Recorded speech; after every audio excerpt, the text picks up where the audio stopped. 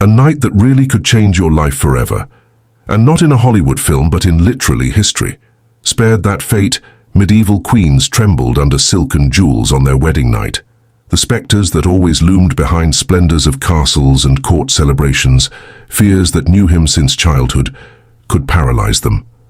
Some were afraid of hurt, some were afraid of sickness, and still others feared the uneven temper of a husband whom they scarcely knew. What really went on behind those heavily swathed four-poster beds?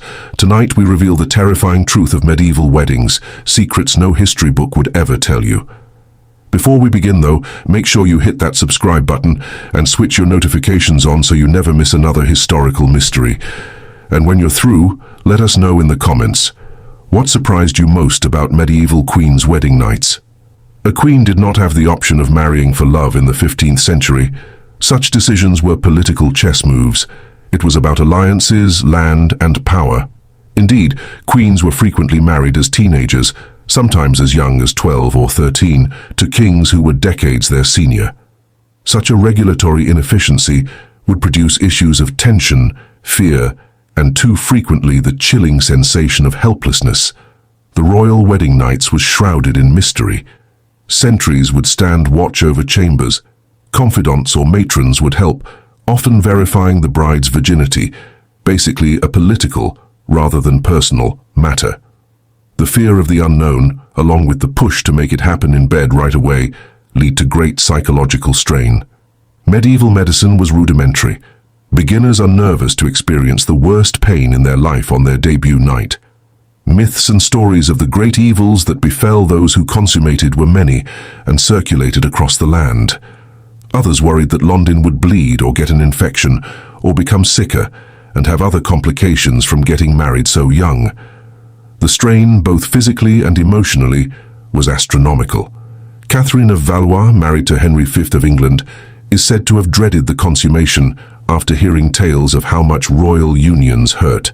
Men, on the other hand, were frequently coached exclusively in terms of duty and inheritance. Women received a prescription for fear and obedience before they reached puberty.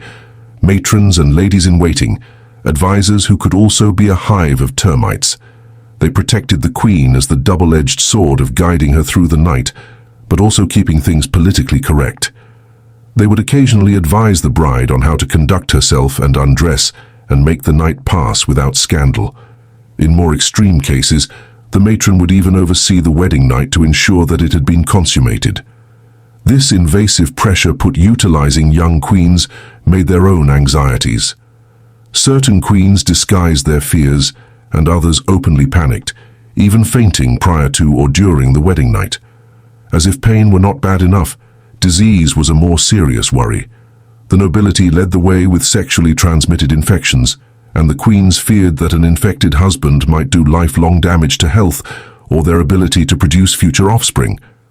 Consequently, infertility was the last thing that could happen to a dynasty, as it meant political disaster, sometimes leading to an annulment or imposing an exile, and in extreme cases even imprisonment.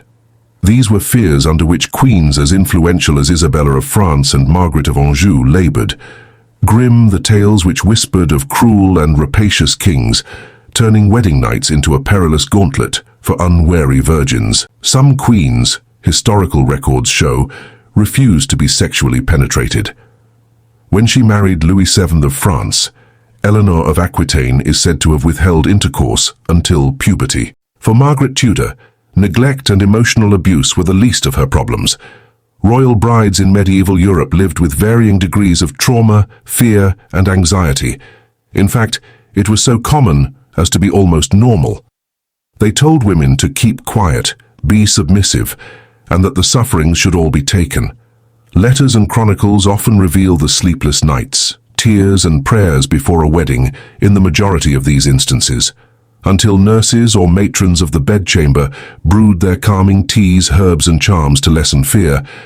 Not that such doings made any great difference.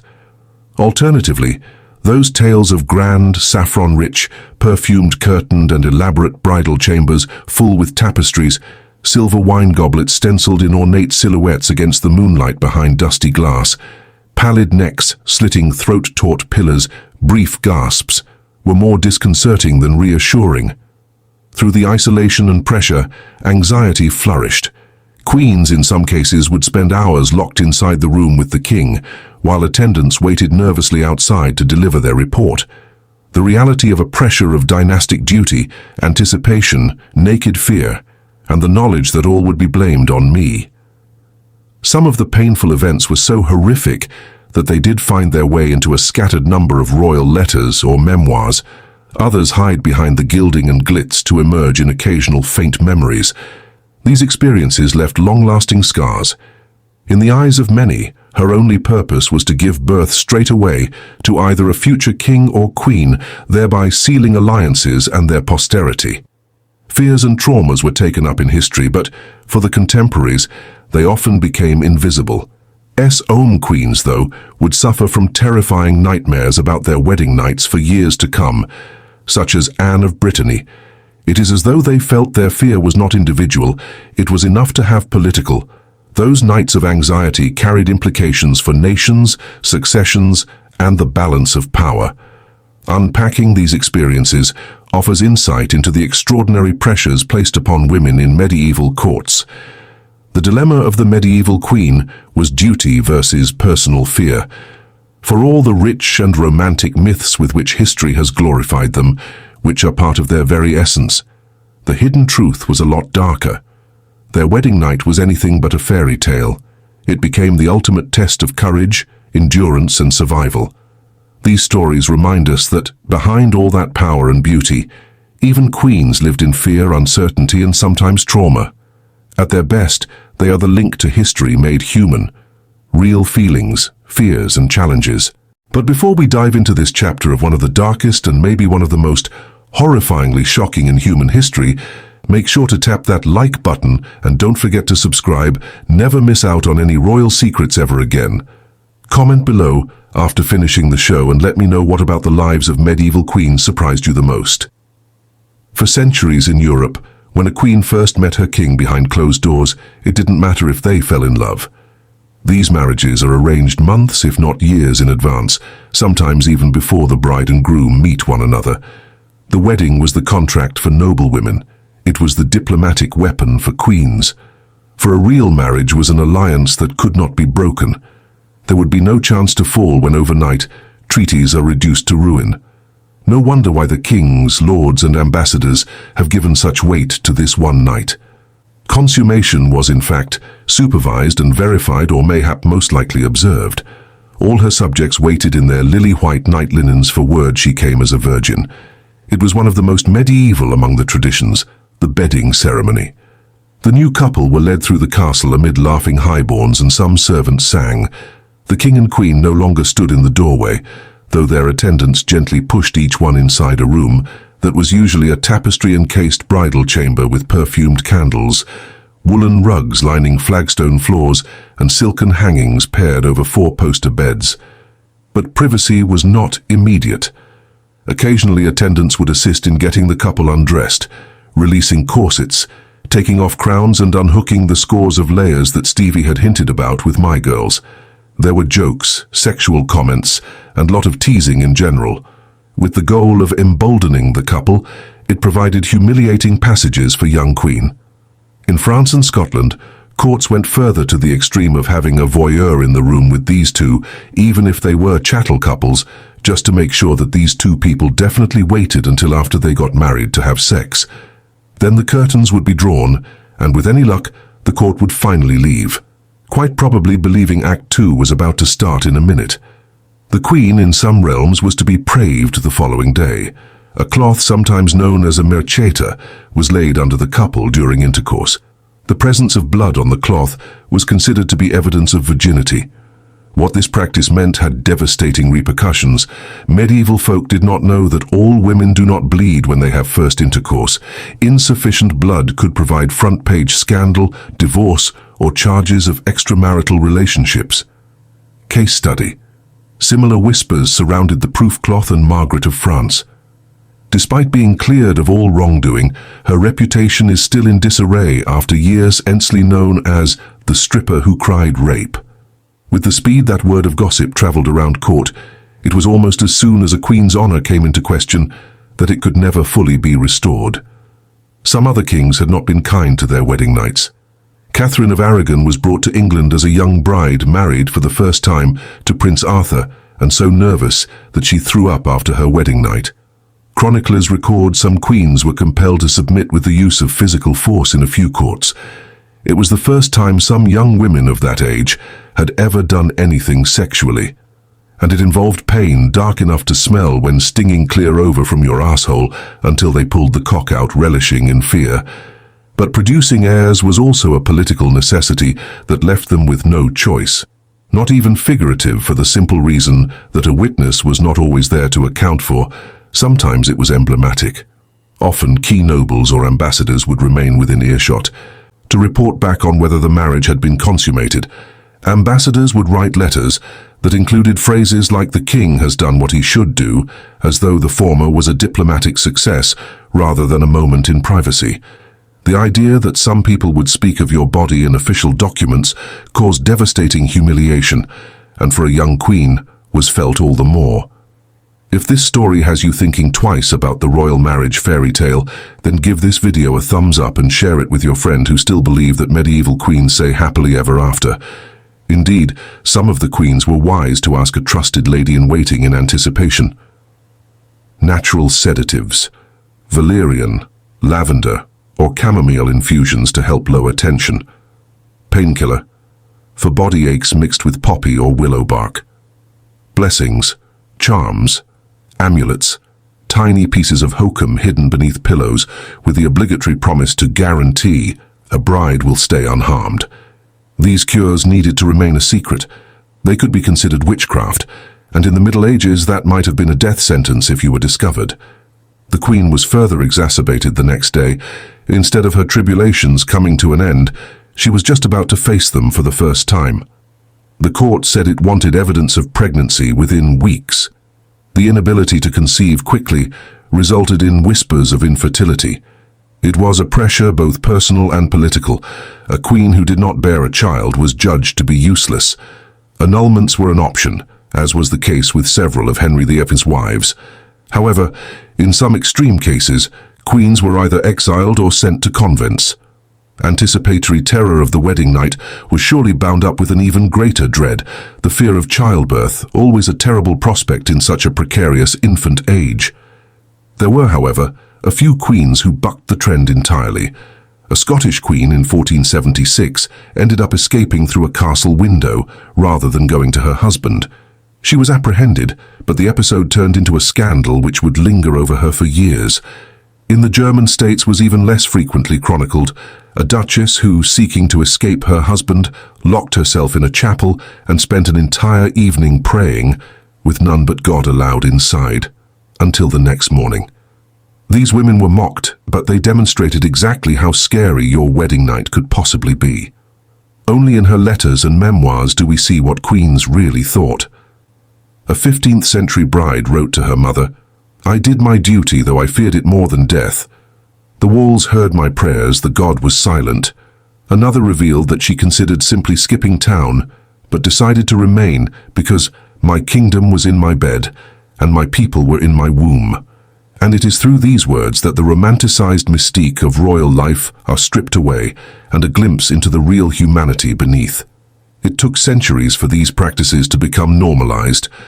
Tradition warned mothers to teach daughters not how to have the time of their lives, but how not to die on Halloween. Survival meant remaining silent, carrying out the act without pain or fear, emerging with evidence for the court.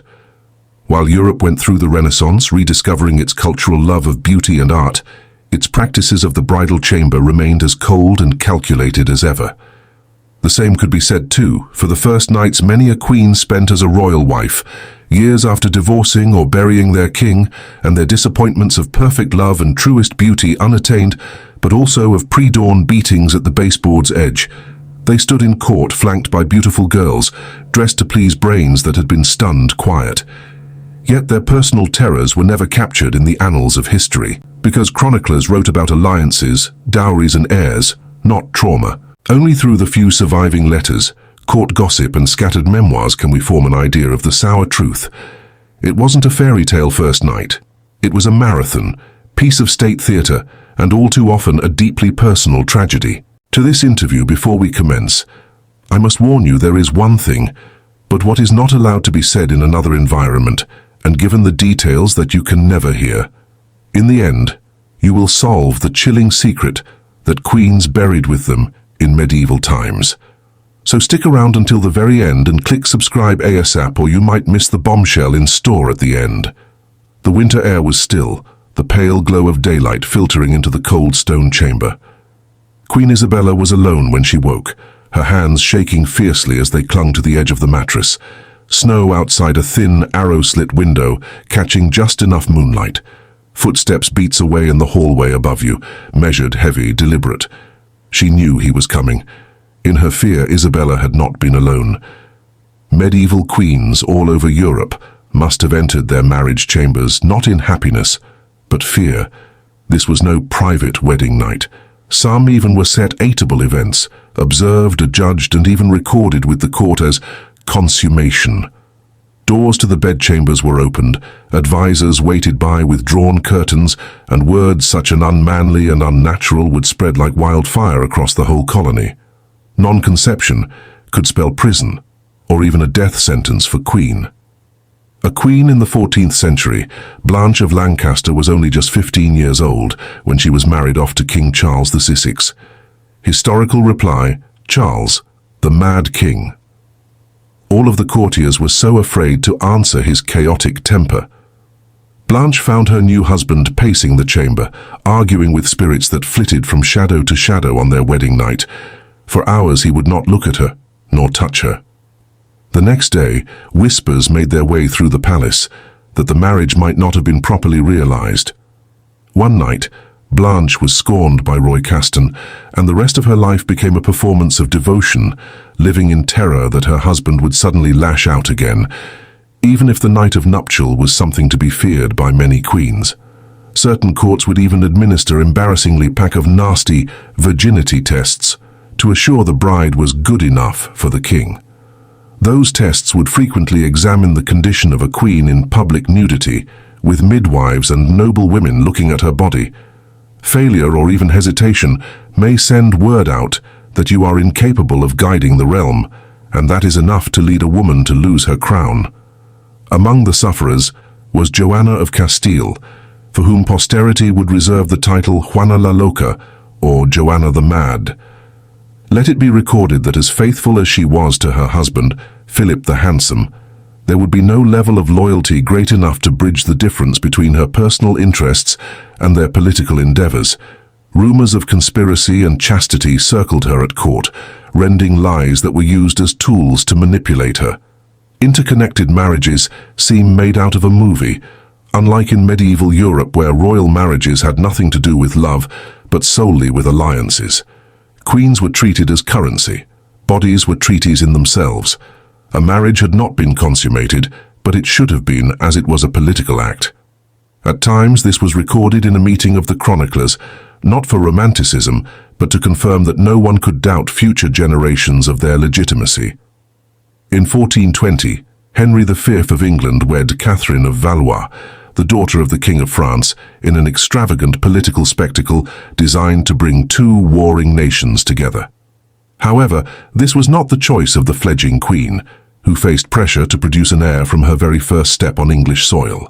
She did so, but within 2 years Henry was dead, and Catherine was a foreign-born widow in an English court. And it gets worse because the picture I speak of is not the worst of what is to follow. Believe me, you do not want to miss the last scene where we find out what happens to the queen. Well then, keep on reading, and if you already feel your heart beating, tap. Like so I know you are ready for your dose of reality. A lot of the queens were very, very young, like 13 and 14. Often, on their wedding nights, they experienced a great deal of physical pain because there was no such thing as marital sex or intimacy. Since speaking up was not permitted, a queen who did not have sex could be charged with treason, divorced, or replaced. The most famous example, of course, is Anne of Cleves, the fourth wife of England's King Henry VIII. Although she was not a medieval queen, her story comprises the same terror. Her best-known marriage was to King Henry, who famously said he was unable to have sex with her, so she must be ugly, and had it annulled. Anne's punishment served as a graphic warning to all noblewomen. Their stations and lives were entirely subject to the king. The consummation of marriage was witnessed as a ceremony at some royal courts. Close trusted courtiers or noblewomen would wait just outside the bedchamber, listening for signs that the union had been consummated, which the French called la cérémonie du coucher. This has only compounded the stress and stigma of having every most vulnerable moment be essentially publicized for queens. The heart of a girl bride pounding to the sound of laughter in the corridor, knowing what she did, what it meant for her, is going to be court gossip by morning. The dread of the bridal night was not just about that one act, it was all that came upon everything after. A night could mean political safety, extra sway over the kingdom, life. Slow pregnancy might be taken as witchcraft, adultery, or divine punishing. But queens by the later Middle Ages were finally getting wise to these dangers, but instead they turned to diplomacy, patronage, and alliances with magnates to keep them safe. To so many others, however, the wedding night marked just the beginning of a lifetime of terror. But then the door opened, and in walked the king, and she almost smiled, despite her fear at seeing Queen Isabella again. No record exists of what happened during that night. No, within the year she gave birth to a son, ensuring her position at court. For now. But this was the cruel medieval world of politics, where even that could change in a flash. Isabella was brought up to believe what she was told. In the icy courts of the north, they told me that a queen was Gentiana. They said, fragile as snow, a victim or Disney princess in waiting. But nothing. Her governess's duress, nor the fine stitches of bridal wear, no repetitive lessons on honor, had revealed to her this dark night. Her father, he who had only weeks before sat in the meeting that forged a treaty which sentenced her, written with a stroke of ink.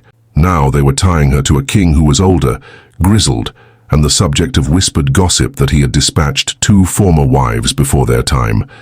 Court whispers of smoke, and wafted in all directions, impossible to grasp.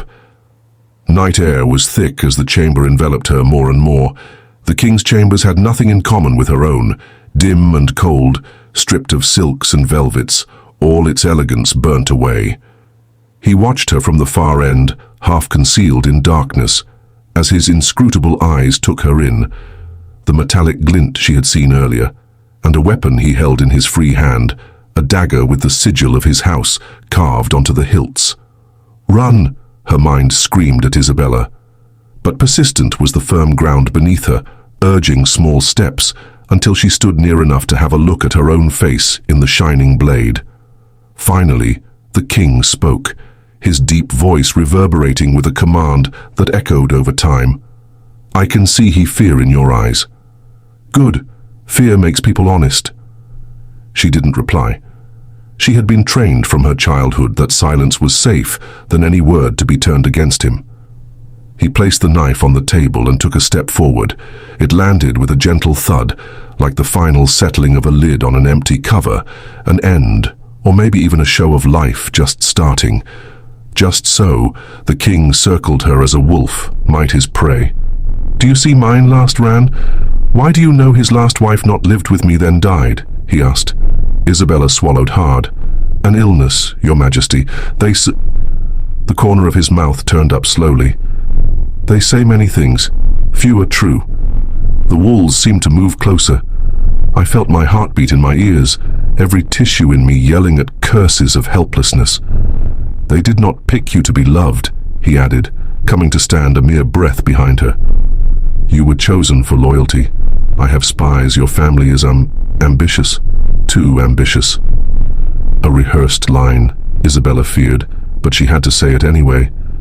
"My family serves the crown." "Does it?" Which he did, collecting up the dagger. He put it in her hands this time. "Then prove it. Tonight." Her fingers squeezed around the icy steel. She didn't understand. "What would you have me do?" The king motioned to the chest in a corner. "Open it." Its chest was heavy and stained with age. She went down on one knee and opened the lid, and she uttered a cry. She opened the box, and there, in a nest of red velvet, a crown was nestled. That it was not the royal crown of his house. It was tiny and dainty and sapphire-studded, snapped in two. Was that not my first wife? The one your father's spies tried to save from me? Isabella froze. Her father had never mentioned this. Serving. She is dead, the king continued to its sound, for she forgot whom she served. You will not forget. You are, at this point, deep in the belly of the medievalist ferret-wrangling spaceship of power and betrayal. Keep looking to see if Isabella will die or become a name whispered in the shadows of the castle. Oh, and of course, tell me in the comments what you think. Will she comply with the king's orders or rebel? We will tell you the answer at the end. The king looked away and poured himself a goblet of red wine. We move in the morning to the border. You shall be presented to the court as my queen, for now. He nodded towards the bed, the movement neither soft